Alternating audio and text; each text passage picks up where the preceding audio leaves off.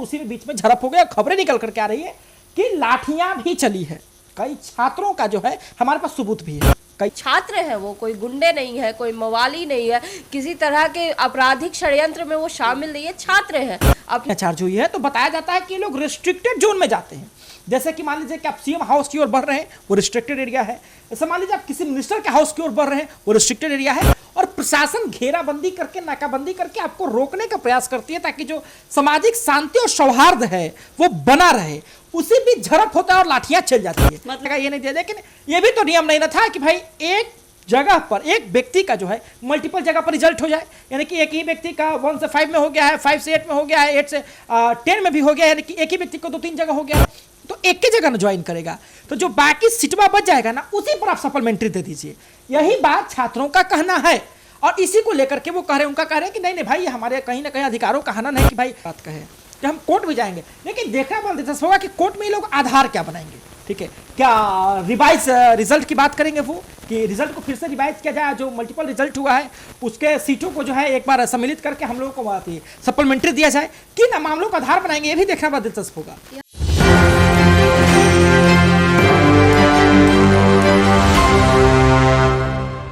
नमस्कार, बहुत बहुत स्वागत है आपका एक न्यूज़ 24 देख रहे हैं। यहाँ पर मैं हूँ आपके साथ ब्यूटी। देखिए, अभी एक मुद्दा बीपीएससी टीआरई 3.0 से जुड़ा एक विवाद सामने आया है, जहां कुछ अभ्यर्थी बिना किसी आधिकारिक विज्ञापन या सूचना के डाक बंगला पहुंच गए हैं। सूत्रों के हवाले से पता चला है कि इन अभ्यर्थियों ने वहां पहुंचकर बिना बुलावे या निर्धारित प्रक्रिया के अधिकारिक से मुलाकात की कोशिश की, जिसे प्रशासन ने अनुचित करार दिया है। बताया जा रहा है कि 2-3 छात्रों को भी प्रश्न पूछने पर प्रशासन ने अलग से बुलाकर बातचीत की, जिससे बाकी अभ्यर्थियों में असंतोष फैल गया है। यह घटना चयन प्रक्रिया के पारदर्शिता और अनुशासन पर एक गहरा सवाल खड़ा करता है। और क्या है इन सारे मुद्दों के पीछे की वजह, इन सारी बातों को जानने के लिए आज हमारे साथ जुड़े हमारे कुछ सहयोगी। तो सबसे पहले हम सहयोगी साहिल जी से बात करेंगे। साहिल जी, जानना चाहते हैं कि आखिर ये जो अभ्यर्थी है जो काम कर रहे हैं बिना किसी आधिकारिक पुष्टि के, किसी सूचना दिए बिना डाक बंगला या कहीं भी यहाँ वहाँ घूमते फिरने, इसके पीछे की वजह क्या है? देखिए, सबसे पहले तो आपने जिक्र किया बीपीएससी टीआरई के छात्रों का, तो सबसे पहले तो हम धन्यवाद करेंगे उनके जोश जुनून का। देखिए, फिसफिस बारिश हो रहा है। कल भी जब डोमिसाइल को लेकर के आंदोलन हुआ तो वहां भी छात्र छात्रा लगातार बहती हुई पानी में टिकी हुई थी। और अभी भी जो है इतना 6-7 महीना के लंबे संघर्ष के बाद फिर भी जो है अभ्यर्थियों के अंदर जोश जुनून है कि हम अपना अधिकार मांगेंगे, उसको लेकर के उतरते हैं। लेकिन जो सूत्रों के हवाले से खबर आई है, इसका कोई स्पष्टीकरण नहीं है कि उन्होंने बिना विज्ञापन सौंपे हुए जो है, बिना ज्ञापन सौंपे हुए वो आंदोलन करने के लिए तकरीबन 500 से ऊपर संख्या में जो छात्रों को लेकर के वो डाक बंगला पहुंच जाते हैं। देखिए, जहां तक मेरी नॉलेज है वहां तक ये है कि अगर आपको आंदोलन करना है या प्रदर्शन करना है तो आपको किसी अधिकारी को पहले जो है विज्ञापन सौंपना पड़ता है कि हम इतने लोगों के साथ इस जगह पर, इस समय पर, इस दिन को, इस तारीख को, इसके नेतृत्व में मैं आंदोलन करूंगा। ठीक है, और जहां तक मुझे खबर है कि इन लोगों ने विज्ञापन शायद नहीं सौंपा। अच्छा देखिए, आपका आंदोलन करना आपका अधिकार है, आप स्वतंत्र हैं और छात्रों को न्याय मिलना चाहिए। मैं डंके की चोट पे कहता हूं, बार बार मैंने कहा है कि छात्रों को न्याय मिलना चाहिए। लेकिन बात है कि अगर प्रशासन ने लाठी चलाया तो कहीं ना कहीं प्रशासन की भी भाई कि भाई ये छात्र हैं, कोई आतंकवादी थोड़ी है कि आप जो है उनको वैसे लाठियां मारते हैं। अब बात यह है ना कि आप बिना ज्ञापन सौंपे हुए भी अगर आप जाते हैं, प्रशासन को लगातार अगर पता चलता है, रोकने का प्रयास करते हैं। और देखिए, आप भी इंसान हैं, जो छात्र हैं वो भी इंसान है। लगातार एक समय तक अगर प्रयास करने के बाद नहीं रुकते हैं तो उसी में बीच में झड़प हो गया। खबरें निकल करके आ रही है कि लाठियां भी चली है। कई छात्रों का जो है हमारे पास सबूत भी है, कई छात्रों को मारा गया है, पीठ पे उनके लाठियों के निशान हैं और हमारे पास सबूत है कि उन विद्यार्थियों को जो है मारा गया है। अब है कि वो लोग पिटिशनर बन करके जो है कोर्ट में केस फाइल करने वाले हैं। अधिकार है सबका, कोई भी हाई कोर्ट जा सकता है, क्योंकि उच्च न्यायालय या माननीय सर्वोच्च न्यायालय को बनाया ही इसीलिए गया है न्यायपालिका को कि आपके अगर अधिकारों का हनन हुआ, आपको लगता है कि कहीं से दिक्कत है, तो आप कोर्ट में आइए, नियमों कानूनों के अंदर में रह करके आप अपना अधिकार को मांगिए।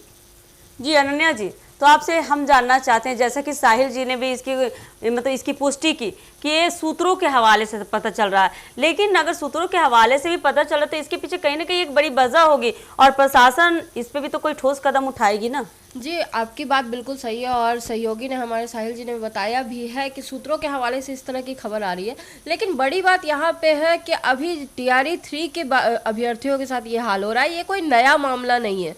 इससे पहले विधानसभा घेराव के समय भी छात्रों पर लाठी डंडे वाटर कैनन छोड़े गए थे। उससे पहले जिस तरह अभी ये मान सकते हैं कि अभी का जो माहौल चल रहा है, मतलब ये कहना चाहती कि इतना बड़ा जो कदम हाँ, उठाया है जी, क्यों ना हो, बीपीएससी जी, का आखिर मामला बहुत पुराना बहुत है। बड़ा है और छात्र लगातार इसके लिए संघर्ष कर रहे हैं। इतने दिनों से वो लगातार जूझ रहे हैं हर जाड़ा गर्मी बरसात से कि भाई हमें न्याय मिल सके। और जब न्याय की गुहार में उनसे एक छोटी गड़बड़ी होती भी है, जैसा कि खबर मिल रहा है, तो उसमें उन पर लाठी चार्ज करने जैसी, या उनको उन छात्र हैं, वो कोई गुंडे नहीं है, कोई मवाली नहीं है, किसी तरह के आपराधिक षड्यंत्र में वो शामिल नहीं है, छात्र हैं। अपने न्याय के लिए वो गुहार लगा रहे हैं। उस गुहार के बीच में उनको संघर्ष में और ज़्यादा झोंकना, ये कहीं से भी सहमति वाला चीज़ तो नहीं है। इससे पहले भी कांग्रेस के छात्र नेताओं ने जिस तरह का रैलियाँ निकाला, उन पर वाटर कैनन छोड़ दिए गए। उससे पहले विधानसभा घेराव के समय भी लाठीचार्ज। तो लाठीचार्ज बिहार में ना अब आम हो चुका है। अब कोई भी अपना फ्रीडम ऑफ एक्सप्रेशन भी इस्तेमाल करने जाता है तो उस पर भी लाठीचार्ज होती है। तो बात यहाँ पे ये उठती है कि नीतीश कुमार जो छात्रों की सेवा के लिए तत्पर रहने का दावा करते हैं, वही नीतीश कुमार उन्हीं छात्रों पर अब लगातार हमला कर रहे हैं। चाहिए कि देखिए, छात्रों के ऊपर लाठियां चली, ये बात निंदनीय है, कभी भी हम इस बात का समर्थन नहीं करेंगे। लेकिन हवाला क्या दिया जाता है? इस बार जो खबरें निकल कर गई, मैंने बताया कि बिना ज्ञापन सौंपे हुए लोग गए इसको लेकर के, और कई बार जब इन लोगों के ऊपर लाठियां चार्ज हुई है तो बताया जाता है कि ये लोग रिस्ट्रिक्टेड जोन में जाते हैं। जैसे कि मान लीजिए कि आप सीएम हाउस की ओर बढ़ रहे हैं, वो रिस्ट्रिक्टेड एरिया है। ऐसे मान लीजिए आप किसी मिनिस्टर के हाउस की ओर बढ़ रहे हैं, वो रिस्ट्रिक्टेड एरिया है। और प्रशासन घेराबंदी करके, नाकाबंदी करके आपको रोकने का प्रयास करती है ताकि जो सामाजिक शांति और सौहार्द है वो बना रहे। उसी भी झड़प होता है और लाठियां चल जाती है। मतलब कि साहिल जी का कहना है कि एक सीमा होती है, वो सीमा को लांघना जरूरी नहीं है। आप देखिए, अब बात ऐसा है ना, एक बात समझ लीजिए, ठीक है, कि जब देखिए छात्र नेता दिलीप कुमार का नाम सुने हैं जी। कई जगह बिहार के कई क्षेत्रों में घूम घूम करके वो आंदोलन कर रहे हैं, समझे, और शांतिपूर्ण से जो है वो आंदोलन हो जाता है। लेकिन बात ऐसा है ना कि देखिए यहाँ पर क्या है कि एक तरफ जो है सरकार झुकने का नाम नहीं ले रही है, वो कह रही है कि नहीं देंगे भाई हम सप्लीमेंट्री रिजल्ट। आप देखिए वो कुछ बोल ही नहीं रहे हैं, तो इसका यही ना मतलब हुआ, इसका यही ना मतलब हुआ। कहने का मतलब किसी चीज को कह देना से अच्छा होता है चुप रह जाना, लोगों को जवाब मिल जाता है, समझे। आप विद्यार्थी कह रहे हैं कि भैया ठीक है, आप जो नोटिफिकेशन दिए हैं सारा चीज में आप कहने कहा कि सप्लीमेंट्री नहीं दिया जाएगा, ये नहीं दिया जाएगा, लेकिन ये भी तो नियम नहीं ना था कि भाई एक जगह पर एक व्यक्ति का जो है मल्टीपल जगह पर रिजल्ट हो जाए। यानी कि एक ही व्यक्ति का 1 से 5 में हो गया है, 5 से 8 में हो गया है, 8 से 10 में भी हो गया है, यानी कि एक ही व्यक्ति को 2-3 जगह हो गया है, तो एक ही जगह ना ज्वाइन करेगा, तो जो बाकी सीटवा बच जाएगा ना उसी पर आप सप्लीमेंट्री दे दीजिए। यही बात छात्रों का कहना है और इसी को लेकर के वो कह रहे हैं, उनका कह रहे हैं कि नहीं नहीं भाई हमारे कहीं ना कहीं अधिकारों का हनन है कि भाई आप ज्ञापन निकाले इतने पर। मतलब उन लोगों का कहना है कि भाई आप ज्ञापन निकालते हैं कितनी और सीटों पर, क्या 80-85 हज़ार सीट पर जो है हम वैकेंसी निकाल रहे हैं, फिर ज्वाइनिंग आप 50-60 हज़ार पर करवाते हैं, तो ये कैसा ठीक है? ये उनका कहना है कि और जो मल्टीपल रिजल्ट हुए हैं उन लोगों को रिजल्ट को जो है देख करके मिला करके और वेरिफिकेशन करवा करके जो सीटें बचेंगी ना कम से कम उस पर सप्लीमेंट्री दीजिए। और इसी चीज़ को लेकर के लोग लगातार आंदोलन कर रहे हैं। अब बात है कि लोग कोर्ट भी जाने की बात कहे कि हम कोर्ट भी जाएंगे, लेकिन देखना बहुत दिलचस्प होगा कि कोर्ट में ये लोग आधार क्या बनाएंगे, ठीक है, क्या रिवाइज रिजल्ट की बात करेंगे वो कि रिजल्ट को फिर से रिवाइज किया जाए, जो मल्टीपल रिजल्ट हुआ है उसके सीटों को जो है एक बार सम्मिलित करके हम लोगों को सप्लीमेंट्री दिया जाए, किन मामलों का आधार बनाएंगे, ये भी देखना बहुत दिलचस्प होगा। यहाँ पे एक बात मैं कहना चाहूँगी कि मेरे हिसाब से जैसा कि उन्होंने बताया कि कोर्ट जा रहे हैं स्टूडेंट्स, तो अब बात ये उठती है कि अपनी गुहार लगा लगा के वो सरकार से थक चुके हैं और सरकार ने चुप्पी पूरी तरह से साध ली है,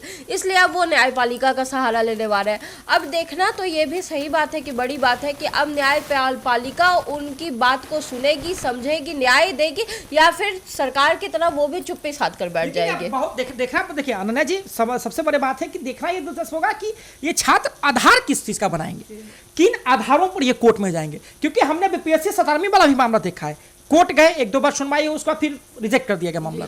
सुप्रीम कोर्ट ने कहा कि हम हाई कोर्ट के मामले पर अडिग हैं, ठीक है। तो बहुत सारी ऐसी चीजें हैं जिसको लेकर के वो देखना होगा। और अगर मान लीजिए कि आधार कहीं ना कहीं गलत हुआ, अगर मान लीजिए कि आधार में अगर गड़बड़ हो गई, ठीक है, तो चीज़ें जो है सरकार के फिर फेवर में चली जाएगी। फिर बात ये होगा कि आप आंदोलन से कुछ नहीं कर पाए तो आप कोर्ट भी गए और कोर्ट से जब आपको दिक्कत होगी तो हो सकता है कि सारे छात्रों ने मन भी बना लिया होगा कि हम सुप्रीम कोर्ट भी जाएंगे, क्योंकि जितना छात्रों का मनोबल है ना, जहाँ तक हमको लग रहा है ये पीछे हटने वालों में से नहीं है। 6-7 महीने से घूम रहे हैं ना जी। हाँ, ये लोग कई बार आंदोलन किए, थाली छीपा बजाए, कई बार प्रशासन इनको बजा दिया। हाँ, कई बार जो है कोई शिक्षा मंत्री की गाड़ी में महिला लटक गई, समझे, कई बार शिक्षा मंत्री के घेराव के दौरान महिलाएं मार खाई, कई बार जो है मतलब कि पिछली बार जो खबरें निकल के आई थी एक महिला का पैर भी टूट गया था, और फिर क्या हुआ कि कई बार जो है मुख्यमंत्री का आवास घेरने गए, वहां भी मार खाए, आमरण अनशन किए, भूख हड़ताल पर बैठे, 3-4 महीना जो है धरना स्थल पर भी बैठे।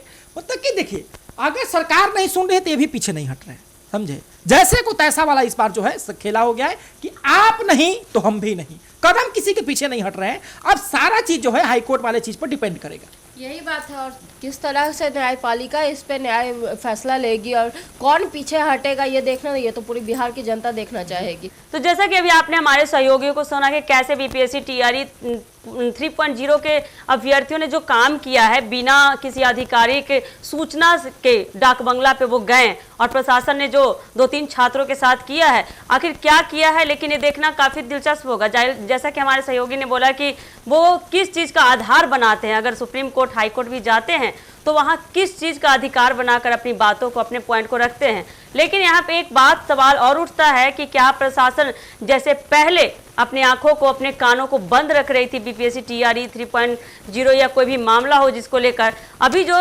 छात्र या अभ्यर्थी जो कर रहे हैं इसको लेकर प्रशासन कितना एक्टिव होती है, ये देखना काफी दिलचस्प होने वाला है। तो इन्हीं सारी सवालों का जवाब जानने के लिए बने रहे हमारे एक न्यूज़ 24 के साथ। दीजिएगा इजाजत, धन्यवाद।